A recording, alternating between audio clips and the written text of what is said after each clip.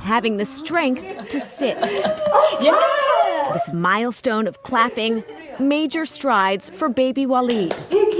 Now all curiosity and smiles. The 9-month-old has been on a desperate journey.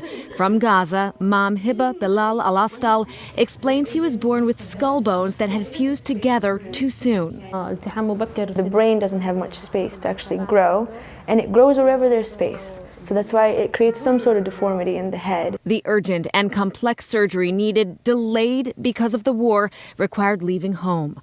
On a special humanitarian list, Hiba and Walid received word they could come to Boston. The documents, travel, and free treatment here, all secured by an organization called HEAL Palestine. There's nothing you can truly do to help.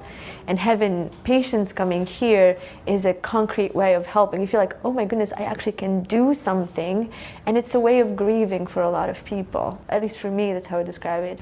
Saida Harzala is an MD PhD student at Harvard and MIT. Fluent in Arabic, she and other local volunteers have been helping Hiba and Walid. Also, Amira Abu Mahaisin and her 2 grandsons, 5-year-old Aser and 13-year-old Enes. They're also being treated for free at a Boston hospital. On January 2nd, that's when our house was hit. Translating is Dr. Zina Salman, co-founder of HEAL Palestine. 12 family members, including Aser and Anes's parents, were killed in that blast. Aser lost a leg and Anes was badly burned. The wait, more than a month to leave Gaza, was excruciating. When they scream in pain, they get one Tylenol pill. There's no medical care at all in that time. Anes's name was crossed off on the list to not be evacuated. And when she asked why, they said he's almost dead. He's going to die on the way. Anes has now endured 8 skin grafts, and Aser is learning to walk with a prosthetic. The trauma impossible to comprehend. Aser was very upset at first to find out that the prosthetic leg was made out of metal. He said, I came here for a leg made out of skin and bones, not for this leg.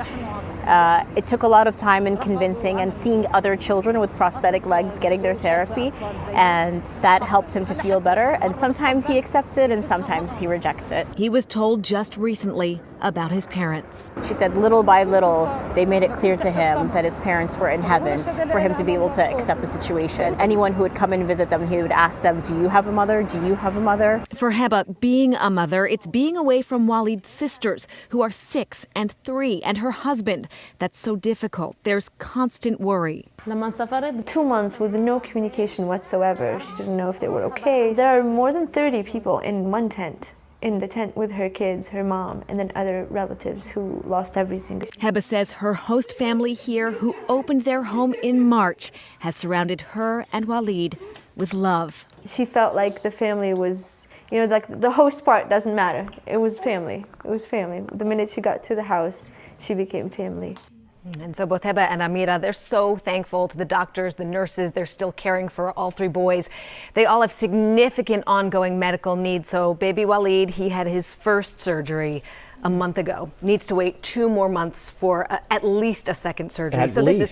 This is really a long stay with that host family, and they have just embraced them and all these volunteers.